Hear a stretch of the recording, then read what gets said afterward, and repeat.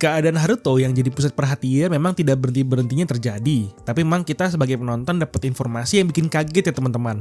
Mengenai si cewek rambut putih yang ternyata dia adalah Raja Iblis terdahulu yang sudah bereinkarnasi. Awalnya saya kira juga dia itu adalah anaknya Raja Iblis. Tapi ternyata dialah sang Raja Iblis itu. Aduh teman-teman, bikin kaget aja ya ini ceritanya. Makanya yuk ditonton pembahasan mengenai alur cerita anime Jitsuwa Ore wa Seikyo Deshita episode 10 dan 11 dalam satu video. Enjoy teman-teman.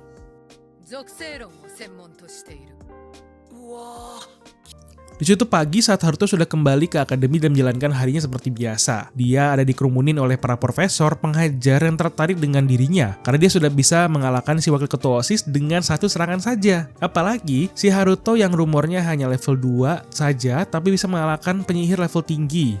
Awalnya memang Haruto mikirnya dia dipanggil untuk dikeluarkan dari akademi, namun malah dipuji. Ditambah rumornya mengenai kekerasan Haruto itu sudah tersebar ke seluruh akademi juga. Saat dia ingin kabur pun, dia langsung saja bertemu dengan si profesor sihir kuno yang langsung menarik dan mengajaknya untuk masuk ke kelas pelajarannya, yang langsung saja ditolak sama Haruto dan pengen kabur lagi. Tentu hal itu tidak mempan sama si profesor, di mana dia langsung menceritakan lagi informasi yang sudah dia sampaikan kemarin agar membuat Haruto tertarik. Dalam informasinya memang pembelajaran di akademi dibagi menjadi dua, dari sihir untuk satria dalam pertempuran dan satu lagi kelas untuk para peneliti yang meneliti sihir baru dan sihir kuno. Karena Haruto yang suka sihir kuno, makanya si profesor ini mengajaknya terus menerus ya teman-teman.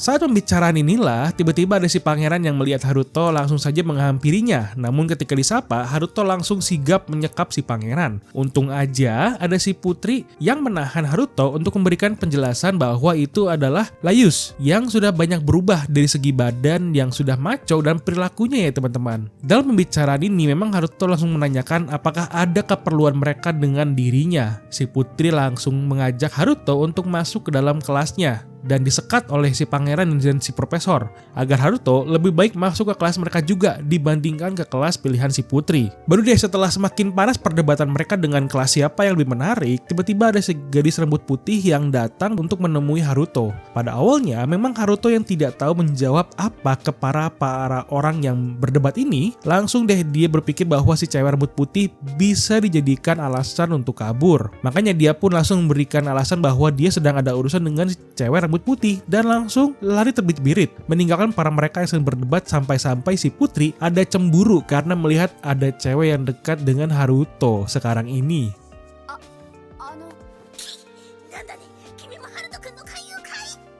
Sesampainya di tempat sepi, Haruto langsung saja menanyakan apakah ada urusan si cewek dengan si Haruto. Tentu si cewek langsung berbicara mengenai apa yang sudah terjadi di hari-hari sebelumnya, di mana dia menanyakan apakah Haruto yang kemarin dan sekarang adalah orang yang sama. Itu tuh si Haruto C atau Haruto kloningan yang selalu berpapasan dengan si cewek. Maksudnya ya, ketika mendengar pertanyaan itu, Haruto langsung saja siaga dan melepaskan sirip pelindung dikarenakan dengan apa yang baru saja dia dengar. Akhirnya kan si Haruto baru bisa berpikir mengenai si cewek ini bukan orang biasa yang pada awalnya dia tidak begitu peduli. Si cewek rambut putih juga kelihatannya bisa merasakan sihir yang sudah dibuat oleh Haruto yang menambah rasa penasarannya dan menanyakan bagaimana dia bisa membedakan Haruto yang asli dengan kloningannya. Si cewek hanya menjawab bahwa dia bisa merasakan tekanan sihir yang memang bisa menjadi fokus utamanya karena Haruto yang asli memiliki tekanan sihir yang cukup besar dan kental. Ketika mendengarnya, Haruto ada berpikir bahwa si cewek ini memiliki kesamaan dengan Flay, di mana dia berasumsi dan langsung berkata apakah si cewek ini sebenarnya adalah ras iblis yang sudah bangkit. Tentu, si cewek langsung panik dan mengecek apakah dia punya tanduk atau buntut yang terlihat dari badannya. Dia pun ada menanyakan bagaimana Haruto bisa melihatnya seperti itu. Namun yang pastinya, dia itu adalah manusia sekarang ini. Haruto pun ada menjawab pertanyaan pertama si cewek mengenai keadaannya. Walau jawabannya adalah si cewek tidak perlu tahu lebih dalam dan anggap saja si Haruto C sama dengan yang sedang diajak ngobrol sekarang ini. Setelahnya, si Haruto pun langsung menanyakan itu sajakah urusannya. Lalu si cewek baru mengingat bahwa dia mau meminta maaf dan berterima kasih untuk Haruto yang sudah menolongnya kemarin. Dan tentu saja ada meminta sebuah permintaan untuk Haruto lakukan sekarang ini, dimana ternyata dia memang ingin Haruto menjadi teman pertamanya. Langsung deh Haruto yang kaget ngomong iya dengan tanda tanya, tapi didengar sama si cewek dengan kata-kata iya yang artinya menyetujui. Gitu ya teman-teman. Haruto yang panik langsung saja menanyakan kenapa harus Haruto yang jadi temannya. Si cewek mengatakan bahwa kelihatannya mereka sudah berjodoh karena sudah sering bertemu. Memang si cewek ini tidak punya teman sedari dulunya. Ya hal ini dikarenakan bahwa dia sudah dibuang 4 kali ketika baru lahir. Kasihan ya teman-teman. Dia ditelantarkan berulang kali dikarenakan ketika baru lahir, dia masih bayi saja sudah bisa berbicara dengan lancar. Mirip dengan Haruto waktu masih kecil, yang pastinya sudah membuat orang panik ya teman-teman. Tapi untungnya saja, dia sudah bisa hidup dengan nyaman di sebuah biara kecil di pinggir desa. Namun sayangnya, orang yang mengurusinya pun meninggal saat dia berusia 5 tahun. Apalagi dia terputus dengan dunia luar, makanya dia jadi kurang bisa beradaptasi dengan orang-orang di sekitarnya. Pada akhirnya, meskipun Haruto sudah beralasan kalau dia sudah salah orang karena dia juga tidak punya teman sama seperti si cewek, namun malah jadi alasan tambahan bahwa ini sudah jadi kesamaan untuk berteman dengan Haruto lebih dalam karena situasinya yang sama. Ditambah memang Haruto nantinya akan memilih masuk ke kelas yang sama dengan si cewek, yaitu memilih sihir kuno. Hal itu membuat dia tersenyum cantik yang sampai-sampai membuat Haruto terpanah gitu ya teman-teman. Namun pada saat memperkenalkan diri, ternyata ada satu kesamaan yang baru saja kita ketahui nih teman-teman, yang memang bikin syok banget.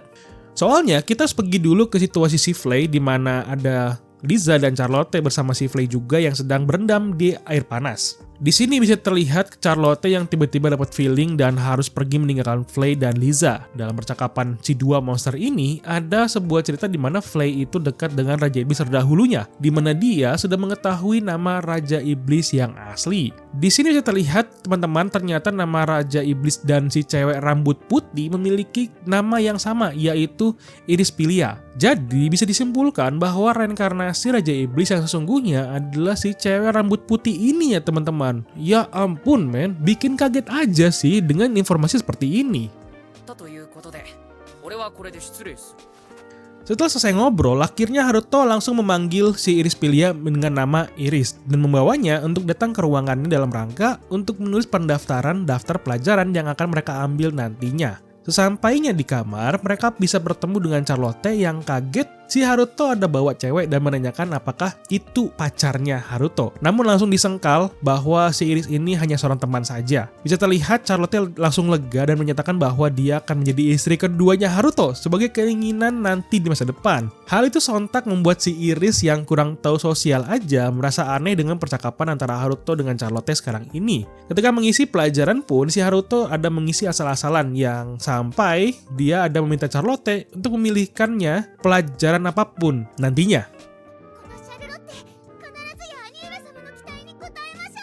Setelah selesai mengisi pendaftarannya, Iris pun ada menanyakan apakah dia tidak memeriksa pilihan yang sudah dipilihkan oleh Char. Namun dibilang aman-aman aja karena Char yang sudah memilihkannya. Iris pun takut kalau nanti pelajaran yang dipilih akan berbeda dengan tujuan hidupnya si Haruto. Sontak, si Char langsung memberikan alasan bahwa Haruto memiliki tujuan lain dari akademi dan sudah tidak relevan lagi untuk dirinya karena Haruto sudah bisa berada di level dimensi yang lebih jauh dan berbeda dari orang-orang biasa. Iris yang polos langsung aja menelan mentah-mentah informasi dari Char karena saking polosnya si Iris. Tentu setelahnya, si Charlotte langsung saja izin pulang dengan sihir teleportasi. Tentu Haruto langsung menutupi mata Iris untuk melindungi rahasianya yang sudah bisa menggunakan sihir teleportasi. Yang pada akhirnya mereka sudah selesai mengisi form pelajaran yang akan mereka ambil nih teman-teman.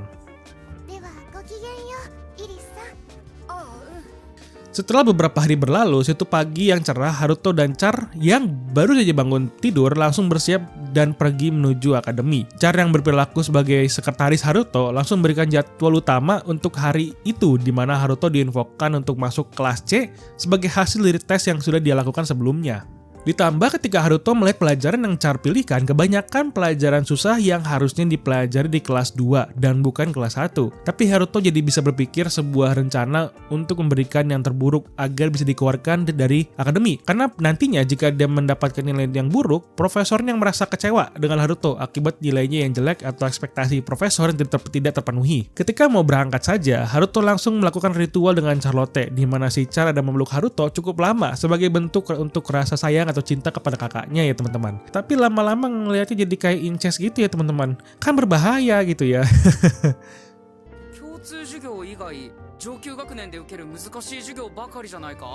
Di depan pintu asrama, Haruto disamperin oleh Iris dan mulai berkenalan dengan Liza. Di jalan pun, Iris terkejut dengan Haruto yang dapat kelas C yang dimana dia ada mengira Haruto pasti bisa dengan mudah untuk naik ke kelas A, ya teman-teman. Ketika Iris sudah masuk ke kelas pun, memang Liza masih dengan pemahamannya yang mengira bahwa Iris itu masih aneh dan masih berpikir kalau Iris itu antara manusia atau iblis. Tapi untungnya dibilang sama Haruto bahwa dia itu adalah manusia biasa. Pada awal dimulainya kelas, si guru langsung saja memberikan ujian lagi untuk melihat penilaian anak-anak agar bisa difilter untuk turun kelas atau naik kelas nantinya. Haruto pun yang berpikir untuk memberikan yang setengah-setengah saja, ada berpikir untuk dapat nilai KKM saja, agar tidak menonjol ya teman-teman. Namun, sayangnya rencananya meleset lagi, karena ketika dinilai ternyata baik dari teman-temannya yang mendapatkan nilai 20, dan di kelas A saja yang tertinggi itu 50. Karena Haruto incar nilainya 60, jadi dialah yang tertinggi untuk satu akademi dinilai ujian ulang tersebut. Luar biasa ya. Karena nilainya yang tertinggi, tentu guru yang langsung merekomendasikan Haruto untuk langsung naik kelas A di pelajaran selanjutnya. Bukannya nurun, malah nambah ruwet ya teman-teman, rencananya si Haruto ini. Sesampainya dia di kelas A, langsung saja si Haruto diserempet oleh Pangeran dan Iris untuk duduk bersama-sama. Ketika kelasnya dimulai, si profesor yang cukup semok mulai mengajar dengan mata yang cukup judis ya teman-teman. Si guru pun langsung memarahi mereka bertiga karena cukup berani untuk mengambil kelas level tinggi untuk pelajarannya. Memang si guru ini mengajarkan mengenai elementalis, di mana di sini bisa terlihat statusnya Iris yang cukup banyak elemen dalam statusnya, namun tidak bisa terlihat dengan jelas berapa level elemen yang dimiliki oleh orang-orang karena angkanya tidak terlalu sama setiap saat. Si guru pun langsung menanyakan kenapa hal ini terjadi dan menanyakan ke pangeran. Namun jawabannya hampir benar tapi salah menurut gurunya.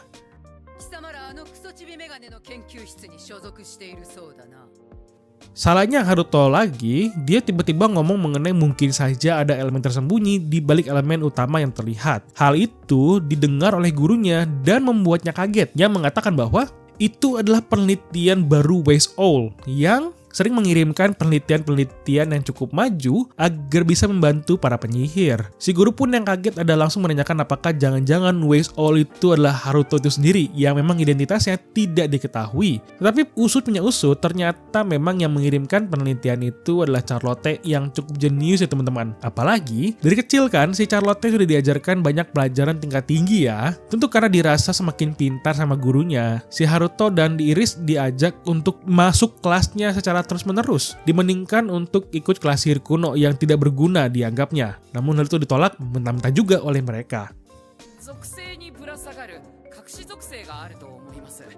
Di sore harinya, Haruto dan Iris langsung saja menuju si profesor kecil untuk memberikan surat pendaftaran mereka. Sambil menunggu, bisa terlihat ternyata Haruto yang datang ke tempat itu adalah Haruto C. Dikarenakan Haruto asli memang terkena serangan mental ya akibat pelajaran yang bertubi-tubi mengarah ke dia semua. Setelah menunggu cukup lama, tiba-tiba mereka mendengar sebuah teriakan dari asisten profesornya, di mana ternyata ada si senior laknat yang sudah dikutuk. Itu ada terikat di ruangan sebelah tempat mereka menunggu. Si profesor baru menceritakan bahwa ternyata si senior yang mulai makin sakit itu ada datang ke si profesor untuk membantunya dalam melepas sihir atau kutukan yang ada pada dirinya. Namun tetap saja ya teman-teman, hasilnya nihil, alias si profesor pun tidak bisa berbuat apa-apa.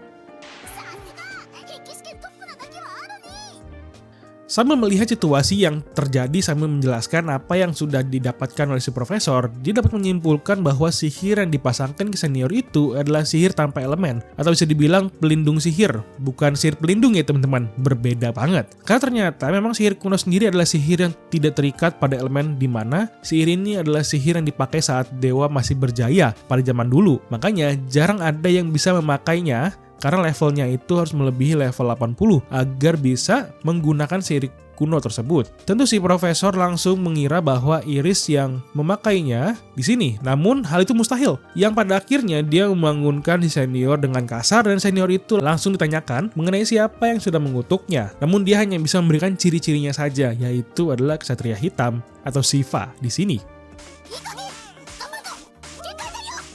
Si profesor pun langsung mengarah ke orang yang sering muncul di daerah Zenfish beberapa tahun terakhir mengenai pembela kebenaran yang berpakaian serba hitam, yang cukup membuat kegaduhan di mana-mana. Apalagi ada yang aneh nih, ketika Haruto datang ke sini, si Ksatria pun ikut datang kemari juga. Kira-kira begitulah pemikiran profesor yang cukup cekatan, lalu tingkah lakunya yang eksentrik. Sampai-sampai si profesor jadi nafsu untuk membuka semua rahasia yang ingin ia ketahui dari Haruto-ce. Tapi tiba-tiba Shiva datang untuk melemahkan suasana yang terjadi dan memenuhi rasa penasaran dari profesor. Shiva pun langsung menjawab bahwa dia sedang ingin memberantas kejahatan. Sontak saja si profesor langsung bilang kalau apakah Shiva itu sudah tahu bahwa si senior ini masuk ke kelompok kejahatan yang mungkin ia ketahui. Tentu hal itu membuat Haruto kaget dan bertanya-tanya. Ternyata benar ada organisasi jahat di ibu kota ya teman-teman.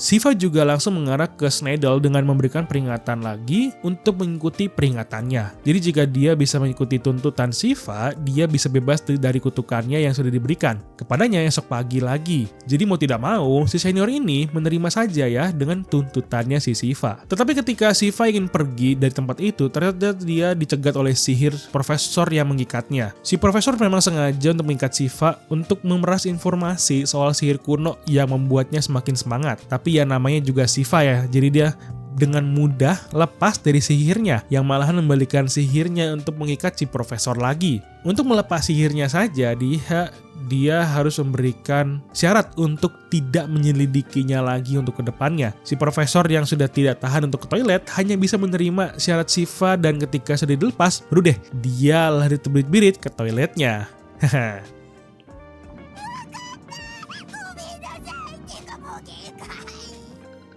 Oke teman-teman, itu aja untuk alur cerita Jitsuwa Ore wa Seikyo Deshita episode 10 dan 11. Terima kasih untuk teman-teman yang sudah menonton videonya. Jika suka dengan video ini silahkan di subscribe dan di like videonya ya. Mari bertemu lagi dengan saya di video lainnya atau video selanjutnya. Bye bye.